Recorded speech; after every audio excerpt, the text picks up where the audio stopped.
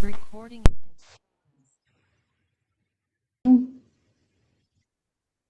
Thank you. So Ryan, would you like to go ahead? Yes. Welcome, everyone, Thank and you. thanks for taking the time to join us today. My name is Ryan Shosted.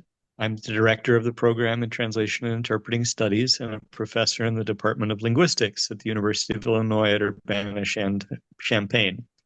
I'm delighted to introduce today our master's program in Translation and Interpreting Studies.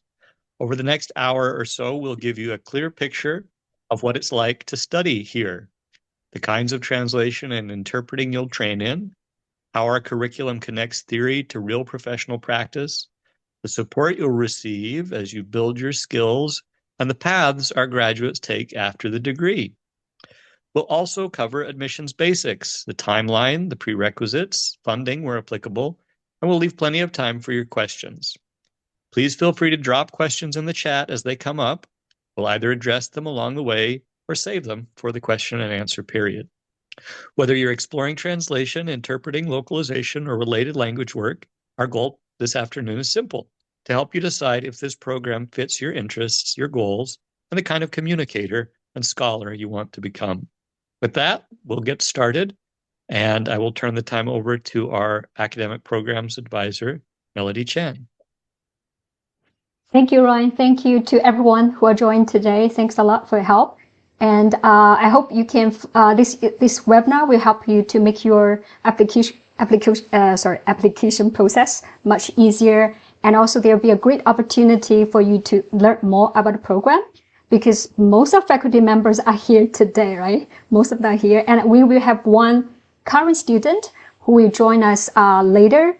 So Maria, who is our current student, she will join us around 4 p.m. I hope she can make it. She's a working professional. So before I present the webinar today, I have prepared some slides to address some frequently asked questions during the application process. Before that, I would like to invite our faculty member to introduce them, to talk a little bit about them, what they are doing, their research interests, things like that. So I just go by the picture on the screen one by one. Reynaldo, you are the first one. Would you like to go ahead first? Yes, thank you, Melody. I'm Reynaldo Pagura. Although I'm from Brazil, Pagura is Polish, so there's not much connection there. I basically teach interpreting, which is something I've done both as a conference interpreter, mostly as a conference interpreter along several decades. That's quite revealing, since the early 1990s, before some were born. And I've also worked as a court interpreter, both here in the United States and in Brazil. I usually teach the 3 interpreting classes: community, conference, and advanced interpreting, on which we try to bring together all the practice skills. And I very often teach 410, which is a theoretical class that is required of everyone. It's called Translation and Interpreting Theories, etc. Okay, so that's basically what I do. Thank you, Reynaldo. And Azum, you had the first one on the screen. Thank you. Thank you. So I'm again an interpreting scholar. I've been doing conference interpreting since early 2000s. I know it's not a long time for Reynaldo. I have interpreted the American presidents, the award ceremonies for Turkish TV when I was based in Istanbul. And here I'm teaching conference interpreting, community interpreting, translation and culture encounters across media, because media is my specialty. And my first manuscript, entitled Reimagining Conference Interpreting in the Age of AI, will come out in May. So my research interests cover interpreting, sociology of interpreting, and conference interpreting. Thank you, everyone. What Ozum was saying is that she's younger. And you're more experienced. I'm older. Thank you, Azum. Thanks. you. Yeah, we're all looking forward to the forthcoming new book. Thanks. That's great news. Thanks. And Alexandra, you're the third one there. Would you like to go ahead?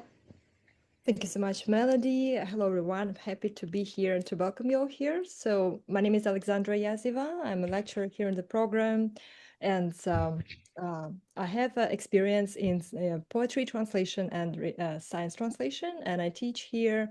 Um, I teach computer-assisted translation. So together with Professor Phillips, we can give to students like some very important tools to facilitate translators' life, so a contemporary one. Then I also teach terminology course and localization and commercial and technical translation. And my research interests cover AI and irony, and as well English loanwords in different languages. Happy to be here and welcome everyone. Thank you. Thank you, Alexandra and Sophie.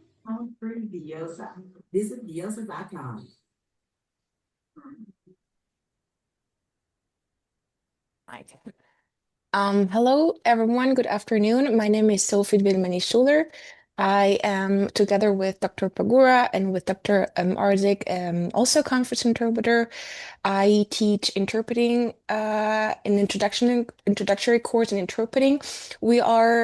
The three of us, we are teaching it's a qualifying program. It's a program to qualify interpreters here in the state of Illinois in public schools, and which is basically where we're there to offer language access. I know we're not mentioning languages, but just because we always talk about ABC, my A is Spanish, my B is German, and my C is English. Thank you, and welcome everyone. Thank you, Sophie. And last but not least, we have Patricia here. Patricia, would you like to go ahead? Sure. Thank you, Melody, and welcome everybody. My name is Patricia Phillips Batoma, and I am a French to English translator. I also work with Spanish, but not as much translation work with Spanish. I've been teaching in the program since it was founded. I helped to actually put together the first courses that were in this program.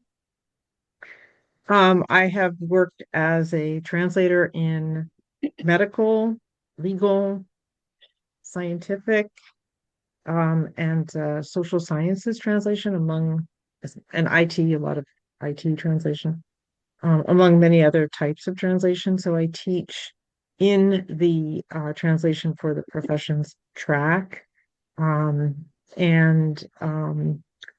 As Professor Yaziva said, she and I together sort of work on the tools that our program offers you. They're commonly known as CAT tools, also terminology management tools, a lot of software that you will learn in this program in the context of the courses that you take. Welcome, everyone, and thanks for listening. Thank you, Patricia, and thanks to everyone. We have two more faculty members who are not able to come today. One is Ali, and I think his language expert is specialization in Arabic, and he teaches 410, which is the Introduction to Translation and Interpreting Practice and Theory. And the other one is Robert. So Robert is the one who teaches the courses for literary translation. So that's one of our 3 area of specializations, and his language pair is German. Also, he teaches audio-visual translation as well. So I guess from our the self-introduction from our faculty team, you can tell like we specialize in quite some languages. I can't remember the number now, 7 or 8, like Portuguese, Spanish, Russian, German, Arabic, Turkish, and I'm in Chinese. So we have with that being said, I just want to give a very brief introduction to our program before I move on to the presentation today. For some may not know what we do for the program. So if you're interested, feel free to check the YouTube presentation, the webinar we did last semester. So we gave a very brief overview of the program, Like we offer 3 different areas of specialization for students to choose from. So we have literature translation, just now mentioned Dr. Jenkins, Robert, who teaches the courses in literature translation. And also we have interpreting area, the second one. And the third one is translation for professions. So those are the 3 areas students are encouraged to work with. So you can choose 1 or you can choose 2, depends on how many courses you want to take, how many workload you are looking forward to. So that's 3 areas, and our program is delivered in 2 modes. You can choose either work on the MA degree on campus as a regular on-campus students, or you can choose as an online student. Those two modes. And the other one I want to brag about is like we can support over 12. It should be around 12 language pairs, like English, Spanish, English, Portuguese, all those key languages we just mentioned. And also we have affiliate members or language support specialists from other language programs on campus. So for example, we have language support in Korean, we have language support in Italian, Japanese. Those kind of languages are not from our core faculty members, but we have extra help from the school, from the university. Yeah, so that's some brief information I want to share before I start to present. So next I'm going to present the topic for today. Just give me a second to share the screen.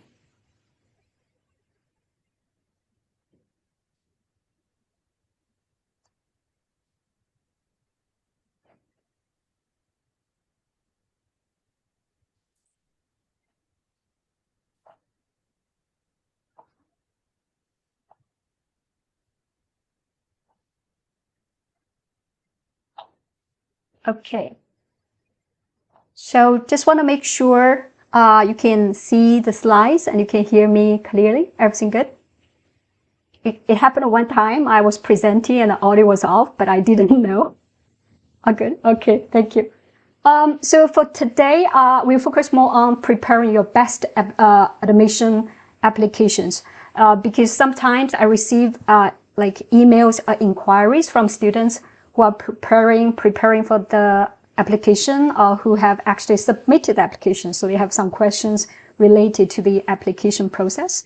So I will present what you need to prepare, what you need to bring to your application. And also we will leave like 20 minutes roughly for QA. You can ask any questions. It can be related to the application process or any question about the program.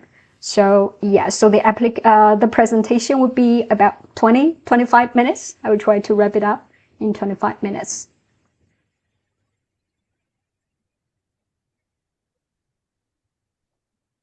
Okay, so here's the application packet.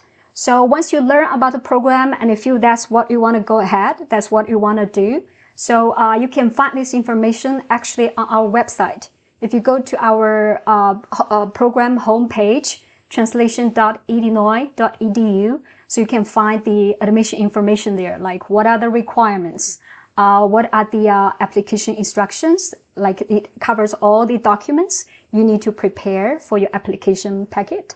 So some of the major ones, including the first one, the 3 letters of recommendation. I think it's for most of the graduate programs at UIUC, at least you need to provide 3 letters of recommendation. So here's a list, and I will go to the details of every of the item in the following slides. And the second should be your resume or CV, depends on your background. And the third one will be transcripts. So we'll talk about how can you provide the transcripts, and does the transcripts need translation if it's from abroad? So things like that. And the fourth one is a statement of purpose. So there's some change on the website. So we come to that details as well once we come to that item. And also the fifth one, this one is only for the international students who needs to provide English proficiency test score. There are some changes in the score minimum requirement and also the accepted tests as well.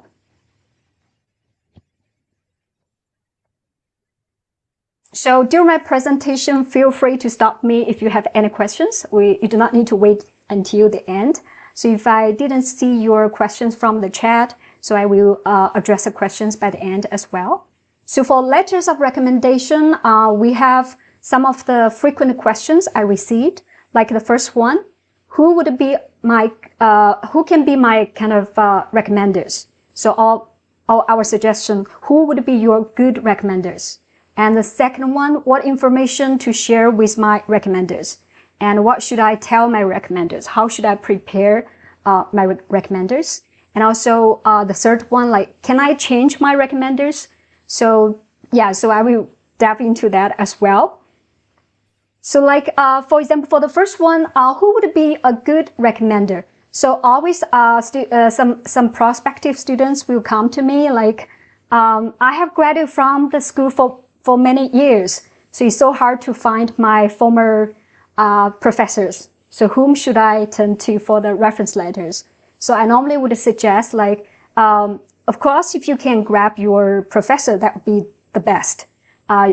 Your mentors, your professors, your advisors can be the best recommenders. If not, if that's not possible, I would say like supervisor from your working place who can testify you can succeed in the working environment or maybe in the academic field as well. So that would be the good recommender. So try to avoid, so like your employers, your supervisor, your mentors can be good recommenders as well. But try to avoid to use any reference letters like from your friends, your colleagues who are kind of like your friends.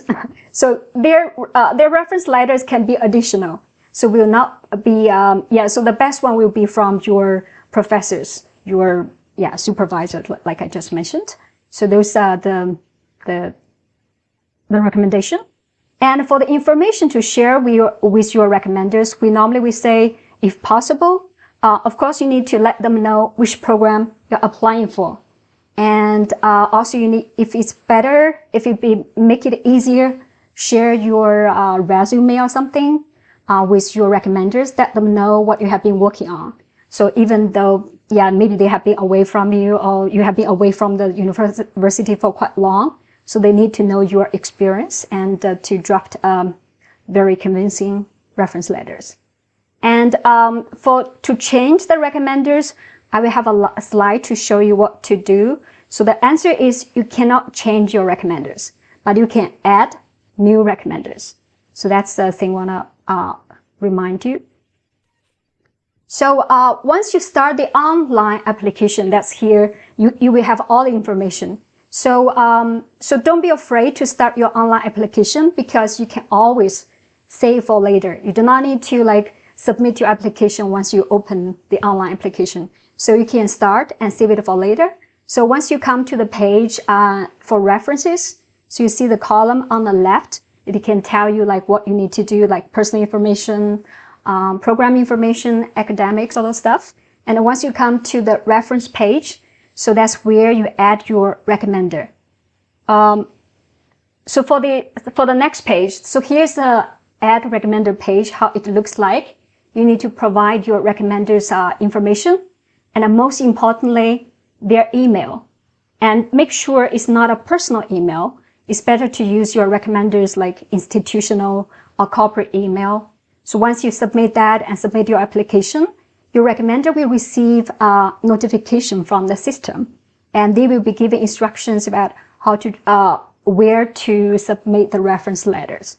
So, and of course, before that, it will be a courtesy. Before you provide your recommenders information, make sure, or we highly recommend you contact your recommenders first to make sure they know there'll be an email coming to ask for the reference letters. So that's something I want to remind everyone. So this is the reference letters. So far, any questions about reference letters? All good? Okay. So the second item will be your resume or your CV. So for the resume writing or the CV writing, I believe, so we have Zoom user raised hand. Okay, go ahead. Sorry, I don't know your name. Please. Hi, I'm trying to change my name actually. Yeah, no My name worries, is no worries. Go ahead. Yeah, my name is Asma, but I don't know, Hi, it's not Isma. getting changed. Hi, how are you? Yeah, I just have a question, please, regarding the recommenders. So just by Mhm. filling their email address, and I just want to confirm it. So the email will come to their emails asking them about their reference, right? Or their recommendations.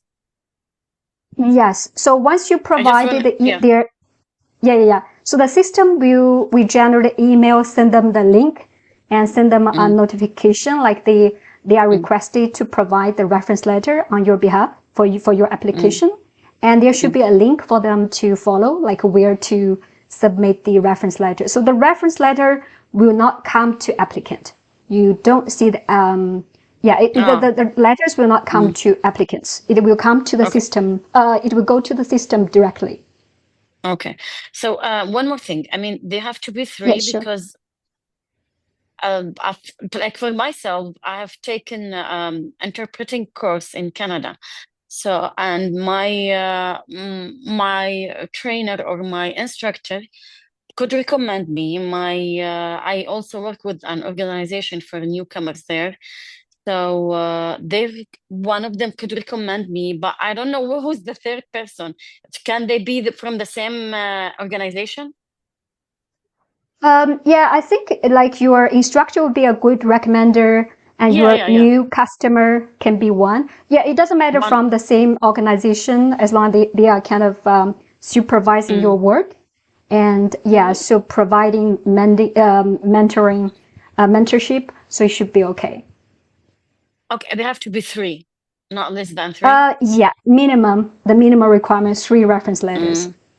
So Okay, how if you about my provide colleague? two, your colleague, yeah, I think colleague, if you don't have other choices, colleague should Yeah. be okay, but it's not highly Mm. recommended. Would say you find Yeah. someone who kind of, you report to them, they can evaluate your performance. Yeah, so those kind of positions, holding Yeah, those I kind of positions would understand. be better. But if not, colleague who can testify your working ability, your performance should be okay too. Actually, my colleague in the same program, interpreting program, and we're working together on the same organization. So let me see. I just want to double check about this because that was really Mhm. confusing point to me.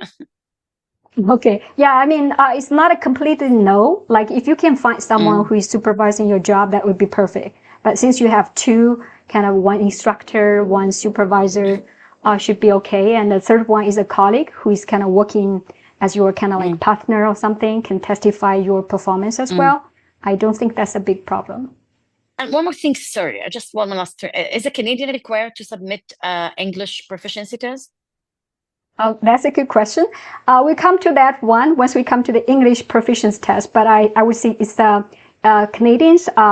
If you are Canadians, you do not need to provide English proficiency test because the primary Yeah, it language was mentioned. Yeah, spoken yeah, is yeah. English. Yes.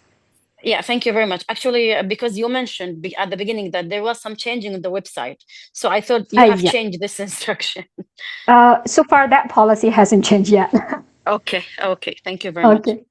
You're welcome. Yeah. Okay. Thanks for the questions. Yeah. So feel free to raise any questions. If no further questions, we'll move on to the resume and the CV part. So Can I like have I one said, question? oh, sorry, go ahead. Yeah, so I am a court interpreter, and I wanted to know if, for example, a judge will be a good reference. Because Yeah. I already have letters of recommendation from Uh-huh. my academic background. I already have college That's degrees awesome. from a long time ago, though. So I want Uh-huh. to know if those will be valid anyway. Yeah. So my first response should be okay. I believe you are kind of providing a service there for a judge should be okay. But I think Okay. I need to double check with our faculty team to make sure it's okay. Right? Okay. All right. So Renato, Azum, or Sophie, do you have anything to share about the reference letter from a judge for a court interpreter? I would say very much a yes as a court Mm-hmm. interpreter myself, because the judge is the basic first user of our services.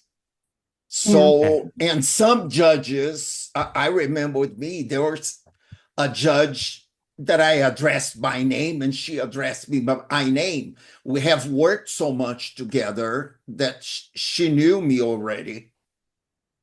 Because the reality is that in this case, they are the people that work the closest with us. Yeah, they are our main clients. Right. So we do have people that are interpreters, but they don't do any quality control, for example. And particularly if you're a freelance interpreter. So thank you so much for the clarification. I agree with Reynaldo in the sense that a judge would definitely be a good reference. Thank you for asking this question. Okay, and so what about the old letters, like from my previous academic, like I already have a master's degree. Would that work or is too old? Would that be too old? You mean like the letter was written long time ago, or the letter has been written? Yes. Because the letter has to be catered to our program. If we have to know they are supporting your application to our program. Like they see you can do well in the translation and interpreting field. So if the letter is for other degree or other area, I would suggest you ask them to kind of adjust the letter and cater that to our program needs. It's language, but it's teaching mainly. Oh, I wouldn't say so. May I, Melody? Yeah, sure. I think we don't look well when we are doing our admission meetings. We don't look well at a letter that looks like one size fits all. Okay. A letter that you have to use for 4 or 5 different programs. Okay. As Melody said, the letter should be geared at what you will be doing with us and not something that was geared at something else. We have received some of those, and we clearly see it's kind of one size fits all letter. Sure. Okay, I think it's not going to be very useful. Sure, thank you. Thank you for the question. So for the resume and a CV, so I think mostly you should know, you may know like how to write a very effective resume and CV, but the most important thing, you need to highlight your skills and experience you think are very highly relevant to the field you are going to study in. And also to convey your overall competence with attention to details. So make sure it's well structured and highlight your achievements, your key experience or abilities. And also the basic thing, make sure you review your resume. So a resume with grammar mistakes or spelling mistakes will kind of definitely doesn't look good in your application. So please proofread carefully and get your resume reviewed before submission.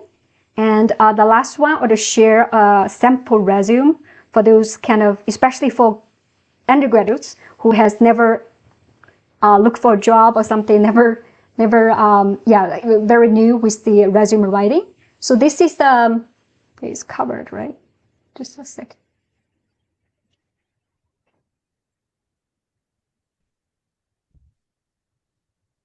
Okay.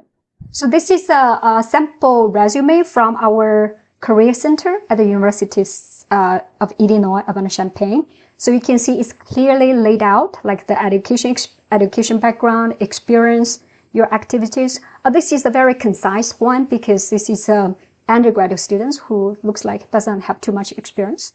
So for working professionals who are working on your resume, it may look a little bit different. You may list more like your working experience, your activities, and things like that.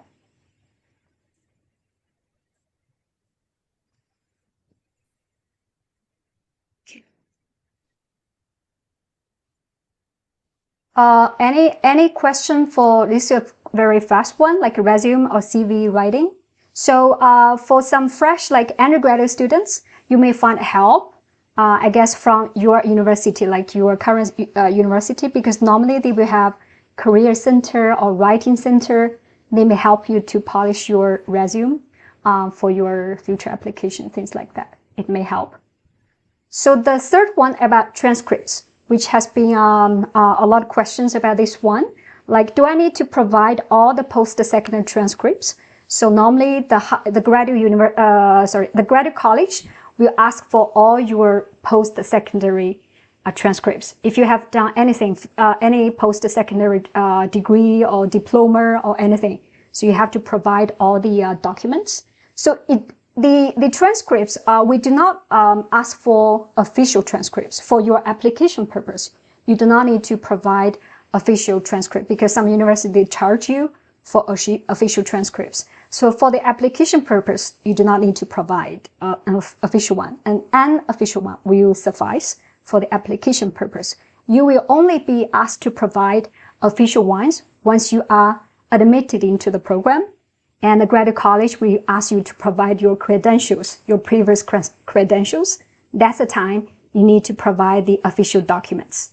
And it's not from you. It has to be from your previous institutions directly to the graduate school. So that's that would be the instructions for newly admitted students. Yeah. And the second one, should I submit my, yes, I had talked about that already. The third one, do I need to provide English translations for my transcripts? For those who have done their degree abroad, or in other languages especially. So yes, you need to provide English translations. But the translation shouldn't be, it's better if the translations are from your institutions. If not, they should be from certified translators. So this is transcripts. And our translations from the WS or ECE accepted. So for WES, which is the World Education Service, or ECE, the Educational Credential Evaluator, so those are not accepted because during their process, they cannot convert the credits you have got or the credits you have got. So it's better not to get any certified transcripts from those organizations. Just provide a translated version if it's in other languages. If it's in English, just go ahead to provide your transcripts. So any question about transcripts so far? Okay. So the first one I'm going to talk about the statement of purpose. We call that statement of purpose, but it's a different name once you start the online application. So what will be covered in the statement of purpose, and how do I provide bilingual statement of purpose? That's one of the things our program is asking for the application. And what does the program look for in the SOPs? So I have some screenshots to show you what it looks like. It will be very straightforward. Once you start the online application, you come to the statement page. So here you will see for the statement, this one is very generic. Like for all applicants for all the graduate programs. So all applicants need to provide statements. And for the academic statement here, you can see the maximum word count is 1,000. So for this one, you need to write a piece of writing. You need to cover like how to say like what academic or professional background has prepared you for your future graduate study, and how our program will help you to achieve your future goals. And the third one, you need to cover why are you interested in the program you're applying for. So those are the three major points you need to cover in your 1,000 word academic statement. So, and the other part will be the personal statement. You can see here from the personal statement, short answer questions. So there are 4 questions, and each question you need to respond like within 250 words, maximum 250 words. And there are 4 of them. So the next page you see questions 3 and 4. So the first 2 questions are required, and the second 2 questions, like questions 3 and 4, are optional. So the first 2 questions are talking about like your, let's say like your experience, personal experience, and any challenges you have experienced. And the second question about your potential, what kind of potential you can contribute to a very inclusive and positive environment in the future for the community. Those are the two required questions. And the optional questions are more about your concerns in the application or anything additional you want to add about your application. So it's optional. So those 4 short answer questions are required by the graduate college for every applicant. And this is what we talk about the program essay, what we talk about the bilingual one. Because the feature program, you will be working with languages. So we want to see your language proficiency, especially your written proficiency in the non-English language. So for this program essay, you need to respond in your other language, other than English. So all the other statements, you respond with English. And this one, you need to provide in a language other than English. Let's say you're working with English-Spanish translation or interpreting. So here, the program essay, you need to write that in your Spanish. So the length is kind of similar to the short answer question, 250 to 375 words long. So it covers, there'll be something repetitive, but mainly about your experience, what have prepared you, why you're interested in pursue an MA in translation and interpreting studies. Okay, so this is program essay. And I also want to remind you, so when you choose a file, you can choose Word document or choose PDF. But make sure once you submit, you need to double check the document displays well. Because sometimes with different languages, it sometimes will be messed up. So make sure you submitted the right document and the document is displaying well. And here's about the English proficiency test. So this one is for international students, not for all international students, for some, for most of them. So English proficiency test. So many questions like, do I need to provide English test report? And what kind of tests are accepted? And how to provide my English test? And what are the minimum requirements? So whether you need to provide an English test, so firstly, for domestic students, obviously you do not need to provide English test. And for international students, we have, if you go to the graduate college website, graduate college of UIUC website, check about admission international students, there will be a list about the countries, like with English as a primary language. So there are about like 30 languages, applicants, international applicants from those countries will not be required to provide English proficiency tests. Like just now we mentioned Canada, obviously is one of the countries, and Australia, what else? Like South Africa, Dominica, all those countries. Applicants from those countries will not be requested to provide English proficiency tests. So feel free to check that list to see whether that works for you. And for English proficiency tests, accepted ones including, here we have TOEFL, IBT, and also IELTS and Duolingo. So Duolingo is kind of new. It has been accepted recently in the past for just for a certain time, but now has become a very stable one. So TOEFL, IBT, there is some change. So the scoring system has changed, I believe, from January 21st this year. So in the past, the scoring system was from 0 to 120 from the date January 21st. So the scoring system has become 1 to 6. Yeah, so the minimum requirement has been changed. If for the older version, the minimum admission requirement is 103. The new scoring system would be 5.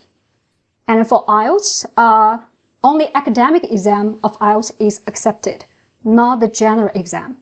And the minimum requirement is 7.5. And for Duolingo is 135. So I'm talking about the full status admission. So the limited status here, so limited status admission means when you are admitted with conditions. So if you only meet the minimum requirement for English, so that means once you're in the program, you need to take English classes to improve your language proficiency.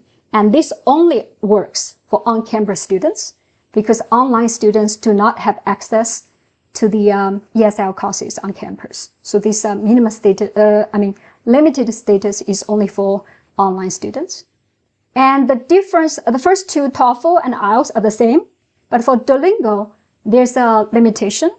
For Duolingo, if you are planning to do any teaching assistantship, you will be requested to take another language proficiency test once you are in the program or on campus. So that's something different.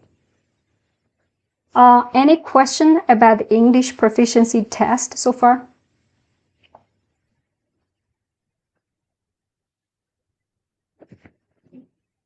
Okay. Yeah. So once you have collected all the documents, you can collect all the documents before start the online application, or you can just start online application right away and preparing at the same time. It's all up to you. So once you are ready, go find the orange button, apply now. So you can go to the Graduate College website. For example, let's see what it looks like. So you can go to the Graduate College website and so you go to admission, apply now. So you will see the orange button there. You can start application process right away. So that's where you can go. And the other one, you can also check our program website, translation.illinois.edu. So if you click our website, go to admission, application information. Yeah, it takes a few steps. You'll be directed to the application now button here. So it will direct you to the Graduate College again. So that's the same button. You can either check the Graduate College website or go to our program homepage to start the application. So the last one, I'm going to talk about the admission interview. This is not included in the application packet because this is not the documents you prepared. This will be the next step.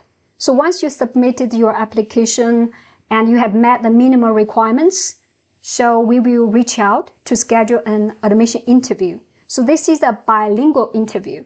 So let's say your working language pair is English-Spanish. So we will conduct roughly 15 to 20 minutes virtual Zoom meeting to converse with you in both English and Spanish or your other language pairs. So normally will be two interviewers. One will converse with you in English and the other one will talk with you in your other language. And the questions, it's more like free talk. We try to learn more about you. And also mostly the questions are related to your statement. We want to know your educational background or anything you want to share. So things like that. And also it's a great opportunity for you to ask questions as well. So it's roughly like 15, sometimes all the way to 30 minutes. Depends on how many questions you have. Yeah. Okay. I think that's all the information I want to share today for the application process. I will leave some time for QA. And before that, so here's contact information. Yeah, remember, I'm always the first contact. So if you have any questions about the program or about the application process, feel free to reach out to me. You can call this number or just send email to our program email. So I will have access to the emails. Okay. So thank you. That's all the information I want to share today. And I will leave the rest time for QA. Before that, I think Maria is here already. Maria is one of our current students, and this is her final semester, right, Maria?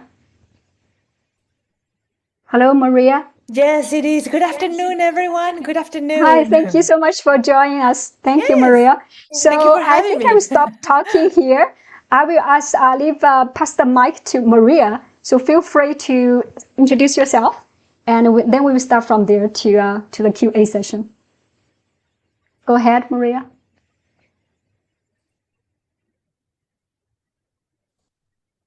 So, what would you like me to start with? Just briefly introduce yourself. What you're doing, what you have learned, what you want to share with the. We will need about the another program. hour. Oh yeah. No, this Yeah, is but I very will ask you Ryan. just go ahead.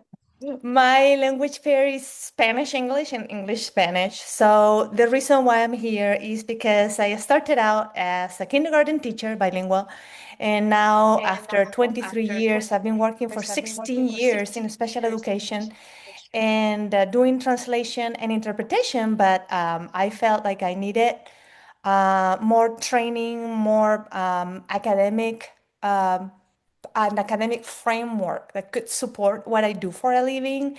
And I think I landed at home with this program from the very beginning. And I know that you can say that my opinion is biased because I am in front of all my professors, but I've been invited and I'm really grateful to share with you guys that don't hesitate, it's a lot of work, but know that you are exactly where you are supposed to be. I have learned, well, first and foremost, it just stole my heart. This is my passion. It has become almost my obsession. That is my personal perspective in the program. And one of the things, I know, Miss Melody, you didn't ask me, but one of the things that I cherished about this program is the combination of the expertise that our professors are bringing with, because they are actively working doing translation and interpretation, and then also their extensive and very vast knowledge in the field. So that is very unique coming from Europe. Sometimes I have professors that are very well versed in theory, and in practicality, they don't bring that so much to the table. It's to no one's fault. But this program has found that marvelous balance of I have done it at work. I continue to do it, and this is my extensive knowledge. And also their availability. They're always available. They always answer, and they have our best interest at heart. So I just cannot say, seriously, it's a lot of work? Yes. But we want to do this. This is what we want to do. So you put your heart and your soul into it. But they will see you through and they will walk with you. So I have nothing but I'm almost sad that I'm almost finished because I will miss every single one of them, but it has been one of the best decisions I have made. And that's what I can share with you guys. Yeah, that's very sweet. Thank you so much, Maria, for sharing. Thanks a lot. Thanks. Yeah, so she's a very hardworking student. So she has finished her PhD already. I think it's in psychology, right? Yeah. Yes, That's what I correct. like. Educational psychologist, yes. Yeah, education psychologist, and she's a working professional. Yeah, so that's also so that's why she when I invited her, I was a little bit hesitant because she's working full time. But thank you so much for accepting the invitation and join us.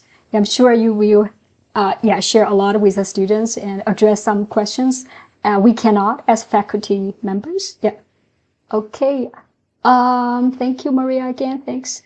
Okay, I saw some question from the chat. Do we have any questions here?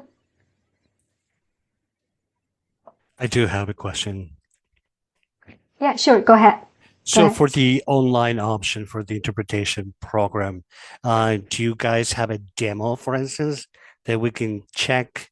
I'm still gathering information about the program. Yeah, so I would put this way. So the online mode is like you attended every class virtually. So we don't have a kind of a demo which can demonstrate every course. Depends on which course you are taking. So different courses will be structured differently. So it's only the way you join the class is different. So the teaching content is the same, the instructor is the same, assignments, requirements, all the same. You just join via Zoom or something. You have like real-time interaction with instructors, just like what we are doing now. Have the webinar, we address the questions and we deliver the contents and address your question at the same time. So so we do not encourage students to attend any asynchronous session. Instructors do record, some instructors do record the class sessions, but students are highly recommended, especially if you are doing interpreting. You have to attend the class lively. So join the sessions all the time. Sure. So, but for instance, recording, which is the thing that I'm thinking is important for me, because I need a feedback more than anything. Does that happen? Is that part of the program? Do the students record Do you have exercises, for instance? Do you get feedback? How does that work? I think I can speak on Right. that because I teach most of the online interpreting classes. Number one, you cannot do interpreting classes asynchronously. That means when you have the material and you study on your own. For the interpreting classes, you have to attend every week at a specific day and time that we plan because interpreting is interaction, interpreting is oral language. So interpreting is basically not learning about it, but it is doing it. So you have to be present. Yes, in my classes, 541, 542, 543 that I normally teach online, you are required to submit your own interpretation, upload your recordings every week. We do a lot of practice in class, but you have to do practice at home as well and submit it to the class website. Okay. I don't know if it answers. Oh, where did you go? You moved there. Yeah. Zoom makes you move around sometimes. So Yeah. you So I hope. have to participate on a weekly basis in class and outside class. And the students upload things in what we call forum format, Okay. which means you can hear what other people do in interpreting, and other people can hear what you do, and you are encouraged to give opinions, additions, make comments, etc. Okay. And thank you Yeah. very much Thank for you, this Reynaldo. question. And thank you, Reynaldo, for answering. So what we basically do is Spanish is my C language, and it's one of the languages of Reynaldo as well. One of his strong languages. Sophie also has Spanish, and we always give feedback during the class, particularly in Spanish-English combination. We give the feedback on the spot. However, for some other languages, for instance, I have Chinese students. So what I do with Chinese students is that Melody works with me. So we have language reviewers for those language pairs. And most of the time, the students also form pairs. For instance, in my in-person class, I have 2 Spanish, 2 French, 2 Chinese speaking students, meaning that they form teams. And as for Spanish English, we always give feedback on the spot. Okay. Thank you very much. Thanks. Thank you, Okay, Azul. that depends on the faculty. For instance, Sophie has German. I have Spanish, Portuguese, and French. So the kind of feedback we can give in class, and that's why when you are online, you have to be there on Zoom and not watch a recording. I record all the classes and they are uploaded to what we call Illinois Media Space, which is a kind of University of Illinois YouTube. So you can watch the class, including your performance, as many times as you want in your own time. Actually, you are encouraged to do it, to self-evaluate. Okay. Yeah, Thank that's you. awesome. Yeah, thank you. I hope your question got addressed. Yeah, thanks. Okay, awesome. Thanks. So we have, sorry, I forgot her name, the Zoom user. Your hand is Asma, up there sorry. for what? Sorry, I It's forgot your name. yeah, Asma. Actually, I just Asma. want to clarify Pai's question. So some classes will be recorded and we can attend it recorded, but the interpreting classes has to be live, right? Not only Yeah, the interpreting No, classes, everything. most courses. that depends on the class, on the Okay. faculty Okay. and on the class. So, Okay. just some warning. For instance, I had one student who asked me to record a few times. He would not be able to join only half an hour of the community interpreting class, so I would record it for him. But normally, we encourage you to attend each and every class. Okay. And what is the timing of the classes usually? Is it this time or earlier in the morning? No, It varies infinitely. It varies, yeah. Yeah, during the Mainly daytime. online classes. We have students from all over the world. So we Yeah. have to accommodate times. For instance, I'm teaching conference interpreting online now at 12 o'clock noon because we have a student who lives in Spain. I've had a student who lived in Africa, in Cameroon, Japan. in Japan, in Paris, in Hawaii, which is several hours before, and in China. What's that city where COVID began? Wuhan. Huh? Wuhan. Wuhan. Yeah, I Wuhan. had a Yes. student there. So at that time, our class was at 7 p.m. Illinois time. It was 10 in the morning for her. It was good. So you see, it varies a lot from group to group. Yeah. And one more question, please. I mean, for Mhm, your go ahead. perspective on how artificial intelligence is expected to affect the interpretation profession. So, especially, I'm interested in conference interpreting. I mean, what do you think about the future of this job? What is the future of the profession itself? Because over here, like I'm based in Riyadh, Saudi Arabia. I have attended one conference and I've noticed they're using AI. So in That's which a very good extent question. To it's say gonna what affect will our happen, profession. to say what will happen, you need a crystal ball, because no one knows how AI is going to develop in 5 or 10 years. At this point, I think AI is more, please add something. AI affects translators more than interpreters. Although clients normally don't like to spend in language services because everybody speaks. So if they can use AI, they will. But that will vary immensely. Ozum, you have. I just shared a link to a report. It came out very recently. It's a report of WHO, and what they have basically found is that if AI was an interpreter, it could not be accredited to UN. So it depends on the use cases as well, meaning that in diplomatic interpreting, I don't think AI will ever take over. Trump would I not. don't think court either. Court, no. Courts are Trump using or any US already. president. Courts are using AI No, but already. 100% online? No, of course. But I think that it's important the people to understand what AI can do. And it's basically everything that is transcripted. So that is happening in courts nowadays. So there are sections like, for instance, marriage ceremonies that have a transcript.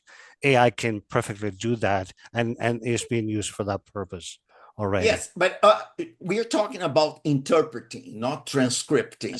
No. I'm saying I'm talking about court interpretation and for specific functions that AI is taking over already, and those are the ones that have transcripted have a Yeah, I think what you mean is predictable language, right?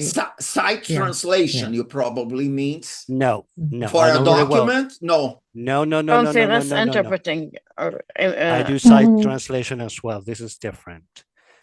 So for things that are predictable, that follow a transcript, like a marriage ceremony, AI is already being used in the courts. That's why that's why use language. Right. That's why use cases is very important. For instance, diplomatic interpreting will definitely stay, and then court interpreting is bound to stay. How But about such health easy conferences? stuff, healthcare may also stay. But such really easy tasks, such as marriage ceremonies, I've done marriage ceremonies as well, and I know how structured they are. So if something is structured, then it can easily be replaced by AI. But diplomatic interpreting is definitely bound to stay. So anything that involves humans is bound to stay. So what Franz Pöhecker, he's one of the important theorists in interpreting, tells us is that the less structured a speech is, the less it is amenable to AI. So if the speeches are not structured, then we need human interpreters. So I suggest that you read this WHO report, which clarifies the case very well. Well, Thank you I very already much. copied. I will read it definitely. It seems helpful. But yeah, that's really worry me because I'm really interested in conference interpreting. I've been doing consecutive interpreting and sight interpretation in Canada. It's been like almost 5 years now. But yeah, conference interpretation was always my passion. So I hate AI actually.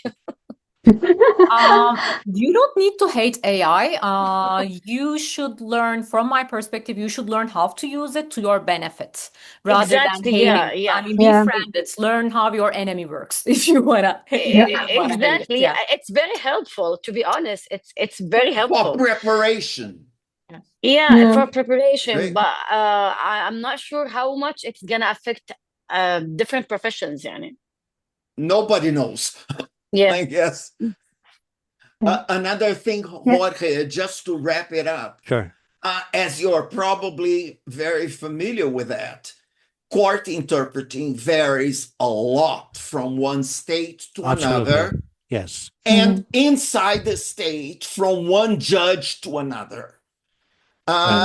When I worked, I remember we had all the facilities for remote interpreting, including a booth connected with the internet in the central courthouse. But there was a judge 5 hours south who would not accept us doing from the main courthouse. He wanted, and he requested that the interpreter drive the 5 hours to be there, sometimes to interpret 15 to 20 minutes. Right. Yeah. He wanted the interpreter in the room. Yes. He didn't want remote. And I'm not even talking AI. It didn't exist at the time. Yeah. I was shocked to find AI in the court environment. I didn't expect it, but we had such volume of cases that they had to use it for certain situations, certain ceremonies, for instance. So anything that was automated could be automated, basically, was taken over by AI. But it was shocking for me to see it in action. Yeah, but I mean, before that, it will depend on the I place, speculated. on the judge. Right. Before that, I just speculated. I worked in information technology for many years, and that was a serious concern. If AI was going to take over interpretation. What state was that? Well, I worked in Illinois and in Utah. Okay. So what a coincidence. And anyways, but here in Illinois is when I've had my firsthand experience with AI being implemented. And again, it was because of the volume of cases that they had, and and because it was an automated, pretty much. And because process. It was decided by someone who probably does not know what interpreting is. Of course, which is always the case. Yeah. Well, yeah. Yeah, thank you for sharing the very important information. I guess like AI is kind of taking a lot of jobs from all different fields, not only translation or language industry. Everyone is kind of scared, accountants, lawyers. So let's see how the AI will evolve. I guess we would need a few more webinars to discuss like AI and how to use AI, integrate AI for translation interpreting, right? Yeah. So sorry, Alexandra, I saw your hand up there for a while. So go ahead. Yeah. Thank you so much. Thank you for patience. Oh, for sure. Thank you so much for bringing up this question about AI. And I just wanted to say as well, so something that, yes, I couldn't agree more that we do not know what is going to happen. However, nowadays it's still not that scary. And I would like just to highlight as well for translators, not only for interpreters, because still we have so many human-centered skills that are very difficult for AI to catch still, such as like I'm researching on, I have a research on irony in AI, and it doesn't get it, right? So we usually speak kind of twisting our meanings and so on. So it's not that easy. So basically, I think what is great about our program as well is kind of by giving the tools, we also give the opportunity to critically assess them. And that is to say that when we can have AI, it is out there. So we need to embrace maybe and critically assess them and make it our friend rather than our foe to help us. Yeah. So I think we should not be afraid too much. Thank you. And Thank you for sharing, Alexandra. Thank you. Just say one sentence. I always tell my students, I say that it may affect translation more than interpreting because translation, written translation, can be revised. Yes. And sometimes even the day after. While in conference interpreting, you have about 2 to 3 seconds to reach a decision. And once you say it, you don't take it back. You can't revise it the next day. So precision affects interpreting more. Not that translation is not precise, but translation can be revised by a human translator, and normally is when it's done by AI.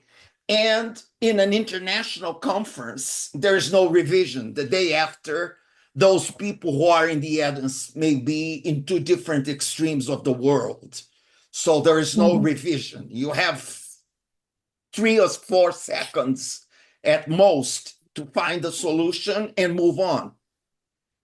My one sentence was quite long. Good. Obrigada. Thank you for sharing. Thanks.